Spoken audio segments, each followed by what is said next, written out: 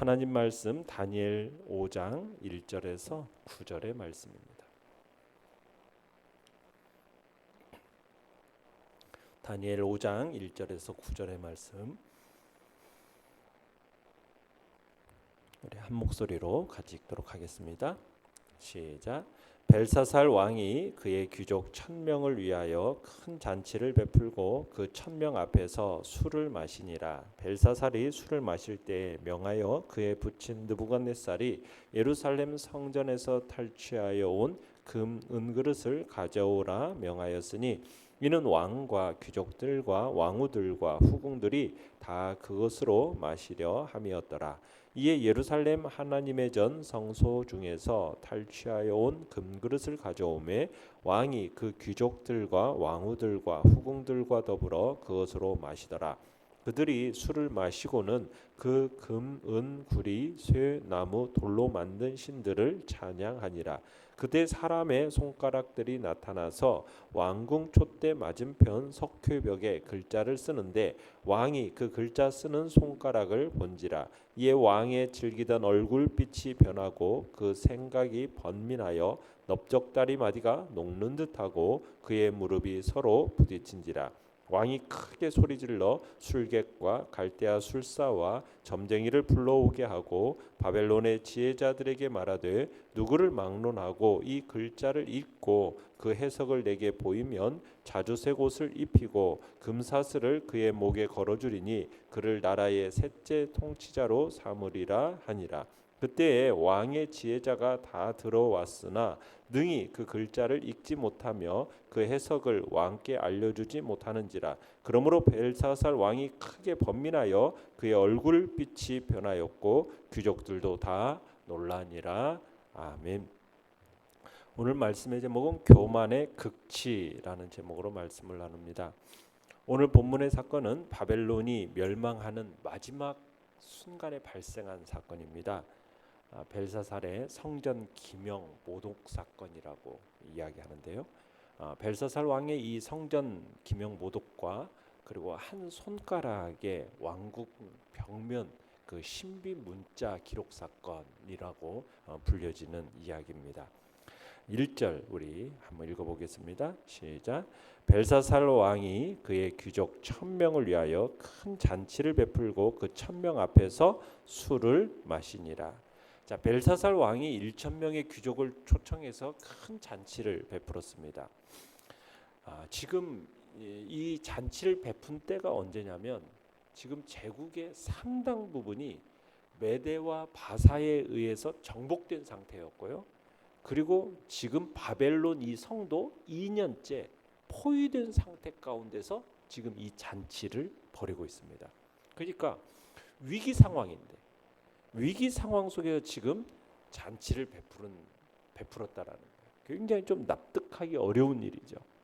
아마도 벨사살 왕은 이 바벨론 성의 어떤 견고함을 과시하기 위해서 그리고 오랜 전쟁으로 동요하는 귀족들을 위로하기 위해서 지금 그들의 마음을 얻기 위한 대규모의 연회를 베풀었던 것으로 보입니다. 자, 내용 관찰 문제 1번입니다. 자, 벨사살 왕이 잔치를 베풀 때 사용한 그릇들은 어느 나라에서 탈취한 것입니까? 자, 2절을 같이 한번 읽어보겠습니다. 시작. 벨사살이 술을 마실 때 명하여 그의 부친 느부갓네살이 예루살렘 성전에서 탈취하여 온 금, 은 그릇을 가져오라고 명하였으니 이는 왕과 귀족들과 왕후들과 후궁들이 다 그것으로 마시려 함이었더라. 자, 벨사살이 연회가 무르익을 쯤 해가지고 벨 신전 창고에 보관되어 있던 하나님의 전 기명을 가져오게 합니다. 그리고는 거기에다가 술을 따라 마시게 합니다. 자, 이 성전 기명은 어디서 가져온 겁니까? 느부갓네살 왕이 예루살렘을 침공해서 약탈하여 바벨론으로 가져온 겁니다. 그러니까 여러 차례 걸쳐서 약탈하면서 그 성전의 기명을 그가 섬기던 신 벨의 신전에다가 이렇게 보관했어요. 이 고대 근동 사람들은 전쟁을 어떻게 생각했느냐면 각 나라의 신들의 전쟁으로 여겼습니다. 그리고 인간은 대리하는 그 전쟁의 대리자들로 이렇게 생각을 했었어요. 그래서 한 나라가 전쟁에서 승리를 하면 승리한 나라의 신이 상대국 나라의 신에게 승리한 것으로 여긴 겁니다. 그래서 전쟁에서 승리한 나라는 상대방 나라의 우상이나 그 성전의 기명이나 이런 것들을 전리품으로 이렇게 취해가지고 자기 나라의 신전에다가 바침으로써 승리에 대한 감사를 표시하곤 했던 거죠. 그러니까 느부갓네살 왕도 이런 이유로 성전 기명을 약탈해서 벨의 신전에 보관을 해놨던 거예요. 그러나 이 다신교적 사상을 가진 나라들은 다른 나라의 신들도 신으로 여겼어요. 그래서 자기들이 승리를 거둔 나라의 신에 대해서도 멸시하거나 모독하지는 않았었습니다. 그래서 느부갓네살이나 그를 이어서 바벨론의 왕이 된 다른 이들도 이 성전 기명을 더럽히지는 않았습니다. 그런데 유독 이 벨사살만큼은 하나님의 이 성전의 기명을 술잔으로 사용하면서 하나님을 적극적으로 모독하고 있는 것입니다. 그러니까 하나님을 섬기는 데 사용하던 기명의 술을 마셨다라는 것은 하나님을 자기보다도 못한 존재로 멸시했다라는 의미가 들어있는 것이죠. 자, 3절 4절도 읽어보겠습니다. 시작. 이에 예루살렘 하나님의 전 성소 중에서 탈취하여 온 금그릇을 가져오매 왕이 그 귀족들과 왕후들과 후궁들과 더불어 그것으로 마시니라. 그들이 술을 마시고는 그 금, 은, 구리, 쇠, 나무, 돌로 만든 신들을 찬양하니라.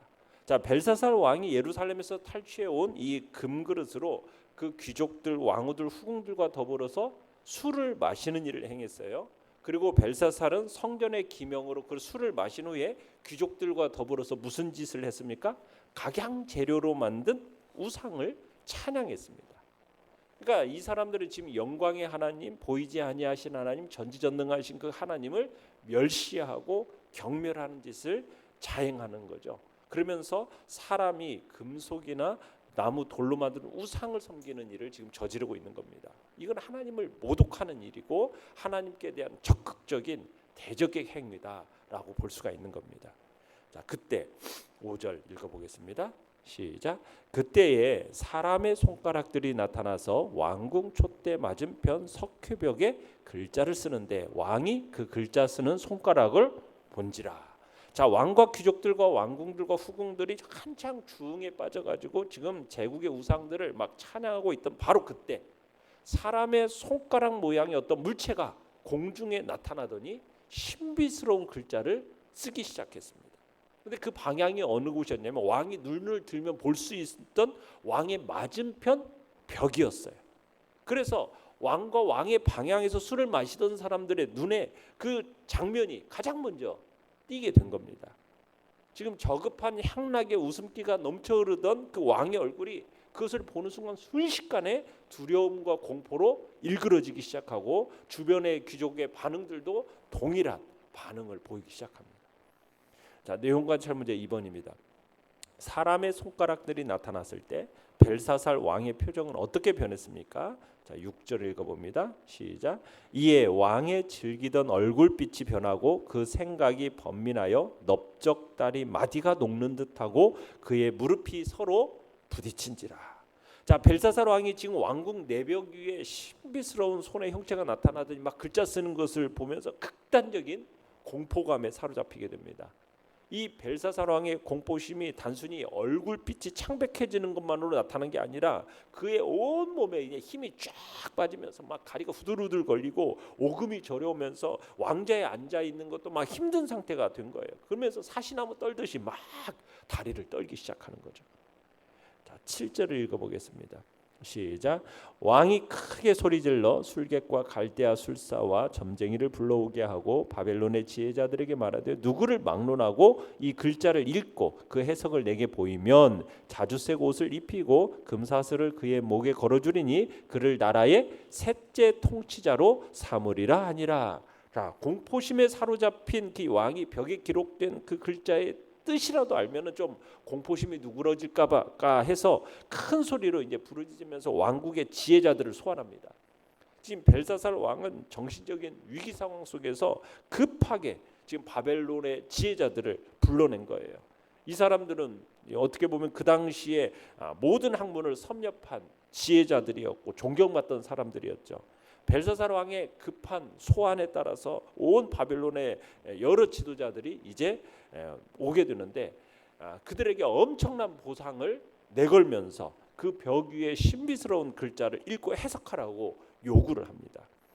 자, 벨사살 왕이 이 그 글자를 판독하는 자에게 주겠다고 제시한 이 보상은 실로 엄청난 것이었어요. 세 가지를 보상한다고 제시하고 있는데 그 세 가지는 뭐냐면 이건 왕이나 혹은 왕이 버금가는 지위의 사람만이 누릴 수 있는 것이었어요. 먼저 자주색 옷이라는 것은 고대 근동에서 통치자들이 입는 옷의 전형적인 색깔을 얘기하는 겁니다. 또 금사슬을 목에 건다는 것도 왕에게만 해당되는 일이었어요. 나라의 셋째 통치자로 삼는다라는 약속은 온 제국의 총리의 자리에 올리겠다라는 약속이었던 겁니다. 자, 8절을 읽어보겠습니다. 시작. 그때에 왕의 지혜자가 다 들어왔으나 능히 그 글자를 읽지 못하며 그 해석을 왕께 알려주지 못하는지라. 자, 극심한 공포감을 느끼면서 막 글자를 판독하기 위해서 절박한 심정으로 지혜자들을 불러넣었는데 지금 왕의 소환령에 따라서 지금 왕의 지혜자들이 다 왕국에 들어왔어요. 지금 벨사살 왕의 이 소환 명령에 따라서 지혜자들이 벽의 글자들을 해석하기 위해서 봤는데 그것을 뭐 할 수조차 없다고요? 읽을 수조차도 없었다라고 얘기하고 있어요. 그러자 9절입니다. 시작. 그러므로 벨사살 왕이 크게 번민하여 그의 얼굴빛이 변하였고 귀족들도 다 놀라니라. 이 자신의 번민과 그 두려움을 해소해 줄 거라고 믿었던 이 지혜자들이 이 글자조차 해석하지 못하는 것을 보고 심지어 읽지도 못하니까 벨사살 왕의 이 두려움은 더욱 커졌고 함께 자리를 짓고 있던 이 귀족들의 공포감도 역시 극심해지게 된 겁니다. 연구와 묵상 문제 3번입니다. 벨사살 왕은 어떤 의도로 예루살렘 성전에서 하나님께 제사를 드릴 때 사용하던 구별된 그릇들로 술을 마시고 우상들을 찬양하는 무례한 행동을 했습니까? 교만함의 극치입니다. 교만함의 극치예요. 그러면서 이게 단지 술에 취한 어떤 경거망동한 정도가 아닙니다. 이 벨사살 왕이 이렇게까지 한 것 속에는 뭐가 있느냐면 느부갓네살 왕의 꿈을 통해서 계시된 바벨론 제국의 운명에 대한 계시를 이 벨사살 왕도 알고 있었어요. 우리가 4장에서 봤었죠. 자, 그런데 이 벨사살 왕의 이 하나님의 계시의 허구성을 나타내 보이면서 이 당면한 위기에도 불구하고 이 바벨론은 자기 신들, 자기들의 신들의 도움으로 말미암아 이 바벨론은 절대 망하지 않을 거다. 어떤 이 사실을 각인시키기 위해서 지금 의도적으로 이렇게 행하고 있었다는 얘기예요. 과거 느부갓네살의 거둔 이 승리가 이스라엘 하나님에 대한 바벨론 신의 승리로 이해하고 있다고 그랬죠. 그러니까 이 신들이 결국 지금 바벨론이 어떤 상태 가운데 있습니까? 메데바사라는 나라에 의해서 지금 포위되어진 가운데 있어요. 2년 동안 지금 전쟁 중에 있다는 얘기예요. 지금 바벨론 성의 이 현재 위기의 어려움을 능히 극복하게 할 수 있다라는 것을 내세우기 위해서 지금 자기의 신들을 찬양하면서 지금 이 일들을 벌이고 있는 것입니다. 자, 느낀 점 4번입니다. 하나님을 두려워하지 않는 벨사살 앞에 하나님의 심판이 선언되는 것을 보며 무엇을 느낍니까? 자, 하나님은 온 땅의 왕이시다라는 것을 우리가 느끼면서 모든 피조물은 마땅히 하나님을 경외해야 됨을 우리가 다시 한번 느끼게 됩니다. 세상 사람들은 종종 눈에 보이지 않는다고 해가지고 무시하고 멸시하기가 일쑤입니다. 심지어 모독하는 일까지도 벌이는 거예요.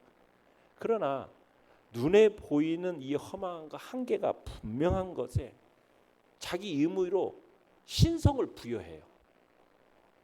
금, 은, 나무, 돌 이런 것에다가 신성을 부여해놓고 그것이 마치 신이다라고 하면서 우상 숭배를 하는 겁니다. 하나님께서 그 죄의 기간을 하나님께서 자기 마음대로 그때 행할 수 있을지는 모르지만 궁극적으로 그것은 뭐냐면 하나님의 진노를 쌓는 일입니다. 하나님의 진노를. 심판의 날에 형벌을 가중시키는 어리석은 짓을 하는 것이죠. 그러니까 이 세상에서는 눈에 보이지 않는다고 해서 하나님을 멸시할 수 있을지는 모르지만 벨사살이 그랬던 것처럼 심판의 말씀만을 듣고도 그 내용조차 모르는 상태 속에서도 지금 벨사살 왕의 이 모습이 어떻습니까? 얼굴빛이 변하고 생각이 번민하고 넓적다리 마디마디 막 녹는 듯하고 그 무릎이 막 서로 부딪히는 거예요. 그러니까 하나님의 뜻이 눈앞에 펼쳐지기만 해도 이 공포감에 질려서 어쩔 줄 모르는 게 죄인이에요. 그런데 그 죄인에게 하나님의 그 심판의 내용을 알려주고 그 심판주이신 하나님을 대면하게 된다. 면전에 서게 된다. 그때는 어떤 지경이 될까요? 심판의 글이 아직 뭔지도 모르는 상태 가운데서 그 내용만 봐도 막 무릎이 그냥 사시나무 떨듯이 막 떠는 것이 인간의 죄인의 모습인데 심판주이신 하나님을 대면하게 되는 일을 되게 될 때는 그 전 존재는 그야말로 막 세포 하나하나까지도 공포심에 두렵고 그 공포에 감당할 수 없는 지경에 빠지게 될 거라는 거죠. 그러니까 죄인으로 하나님 앞에 선다라는 것은 얼마나 두렵고 떨리는 일인지를 우리는 헤아려야 되는 거죠. 그런데 하나님 앞에 우리가 섰을 때 죄인이 아닌 의인으로 여김 받아서 우리가 하나님 앞에 당당하게 설 수 있는 자로 우리가 세워진다라는 사실은 우리에게 얼마나 감격스러운 일인지를 우리로 하여금 느끼게 하는 겁니다. 오직 의인만, 정말 하나님을 사랑하고 섬기는 자만 하나님 앞에 설 수 있는 정말 그런 사람은 정말 진정으로 복된 자인데 바로 우리가 그런 모습으로 하나님 앞에 설 수 있게 되었다는 사실이에요. 정말 하나님 앞에 쓴 것도 아니에요. 심판의 글이 쓰여졌는데 근데 그것도 읽지도 못하고 해석하지도 못하고 단지 그것만을 봤는데도 불구하고 얼굴빛이 변하고 막 생각이 번민하고 다리가 마디마디 녹는 듯하고 막 사시나무 떨듯이 막 무릎이 막 그렇게 떠는 그런 상황인데 하나님 앞에 심판주이신 하나님을 대면하고 선다라는 것은 공포감이 말할 수 없다라는 것을 느끼는 거죠. 그런데 우리는 하나님 앞에 당당하게 서서 정말 하나님께서 우리를 넉넉히 받아주시는 그런 복된 자리에 선다는 걸 생각할 때 우리는 다시 한번 나 같은 죄인을 살려주신 그 하나님의 은혜에 감사하고 감격하면서 그리고 또한 우리는 언제든지 하나님 앞에 설 그날을 우리들은 기억하면서 하나님을 경외함으로 우리의 또한 마음과 우리의 삶을 준비하고 예비하는 자리에 우리 모두가 있기를 또한 간절히 바랍니다. 결론과 적용 5번입니다. 내가 하나님께서 세상의 모든 것을 다스리고 계심을 인정하는 증거는 무엇입니까? 나의 나된 것이 하나님의 은혜임을 인정한다면 오늘 무엇을 어떻게 실천하겠습니까?